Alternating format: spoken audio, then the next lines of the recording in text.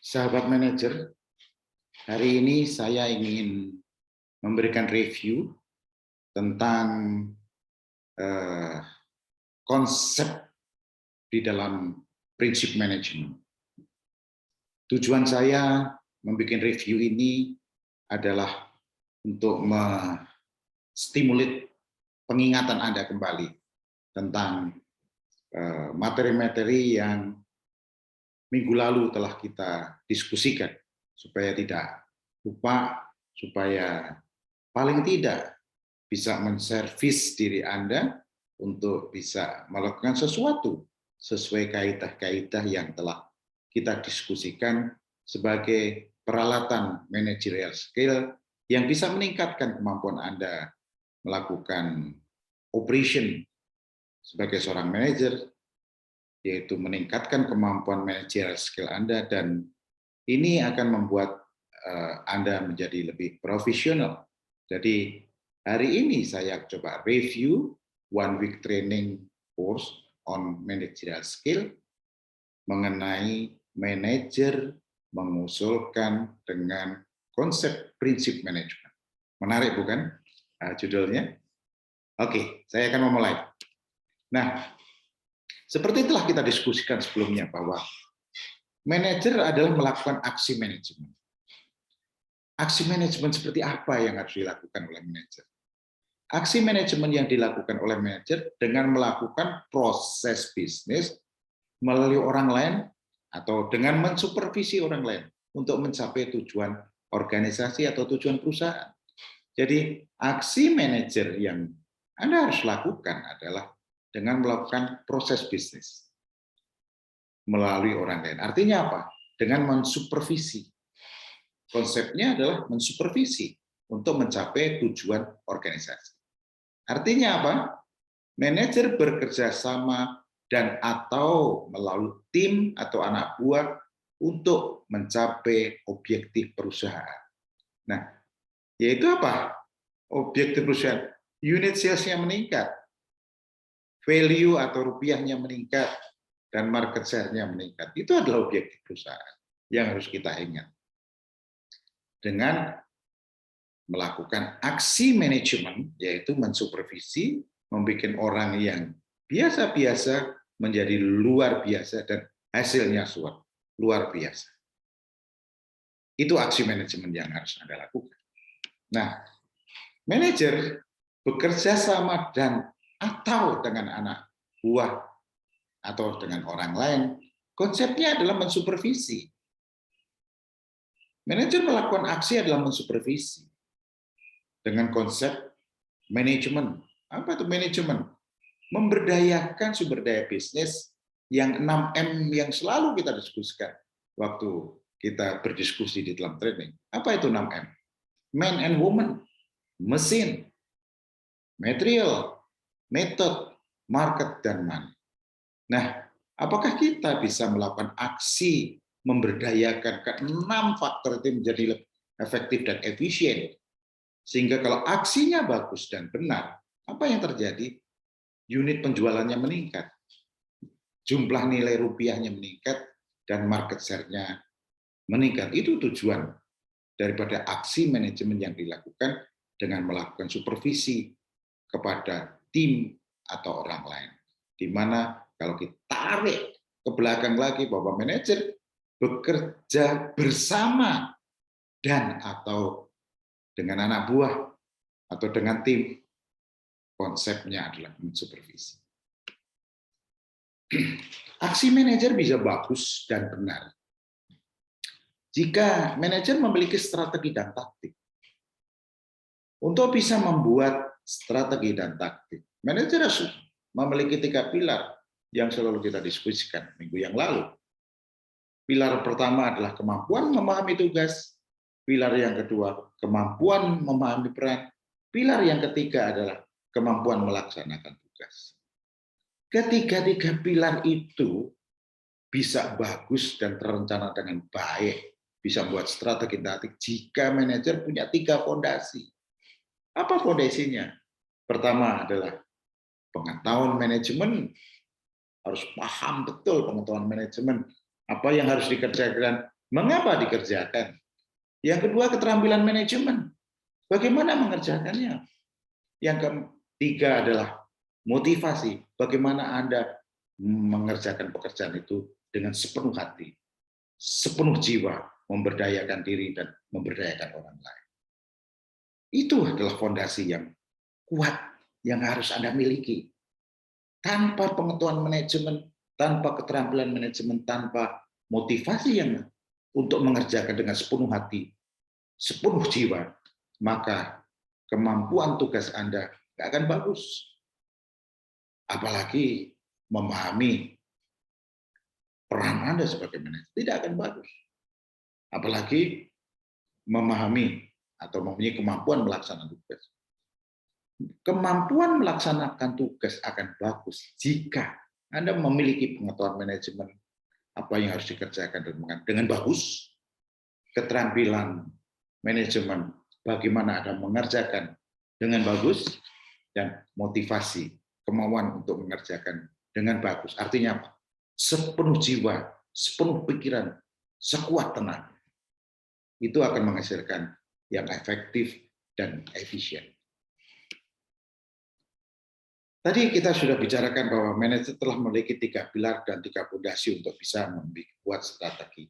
Untuk mampu membuat strategi dan taktik untuk melakukan aksi manajemen, menciptakan anak buah biasa-biasa saja menjadi anak buah luar biasa dengan hasil yang luar biasa insya Allah.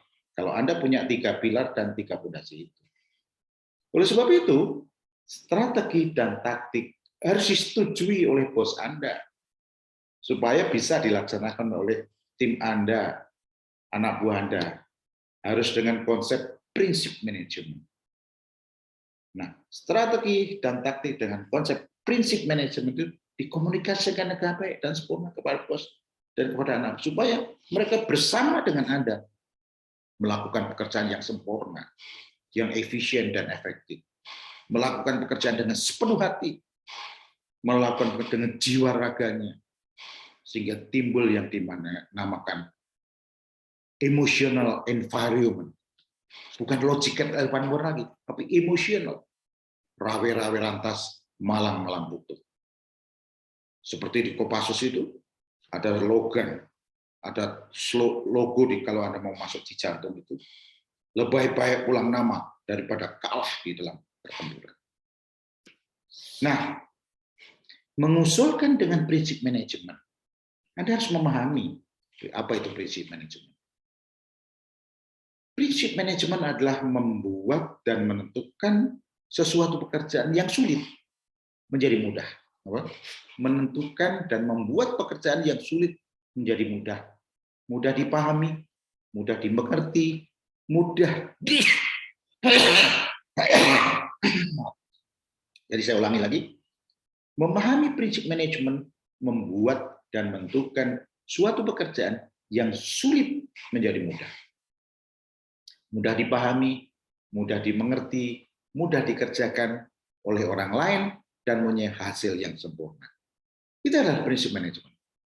Jadi saya ulangi lagi, membuat dan menentukan suatu pekerjaan yang sulit menjadi mudah, mudah dipahami, mudah dimengerti, mudah dikerjakan oleh orang lain, dan mempunyai hasil yang sempurna. Artinya hasilnya efektif dan efisien. Nah, dari mana Anda akan dapatkan itu? Prinsip manajemen. Dari observasi, dari evaluasi, dari analisis. Bisa menemukan yang tidak efektif, tidak efisien dalam proses bisnis dan sistem pekerjaan. Maka manajer harus mengusulkan bagaimana dari tidak efisien menjadi efisien, tidak efektif menjadi efektif dengan prinsip manajemen. Prinsip manajemen tadi apa? Membuat dan menentukan suatu pekerjaan yang sulit menjadi mudah, mudah dipahami, mudah dimengerti, mudah dikerjakan oleh orang lain, dan hasilnya sempurna, artinya efektif dan efisien. Itu tugas manajer. Bagaimana mempunyai keterampilan analitis secara visual, bisa melihat mana yang tidak efektif, mana tidak efisien. Anda buat strategi menjadi efektif dan efisien.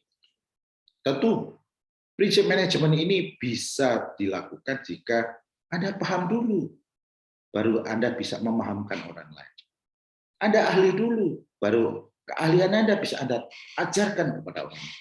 Dua prinsip ini yang harus Anda punyai, sehingga Anda bisa mengobservasi, bisa mengevaluasi, bisa menganalisis, dan bisa menemukan di mana yang tidak efektif, di mana tidak efisien, dan Anda bisa berubahnya. Itulah aksi manajemen, yaitu proses memutuskan di mana sumber dayanya yang tidak efisien dan efektif itu Anda rubah dengan Anda memberdayakan menjadi lebih efisien dan efektif, hasilnya menjadi luar biasa. Itu tugas Anda sebagai seorang manajer. Kita sudah diskusi banyak mengenai ini.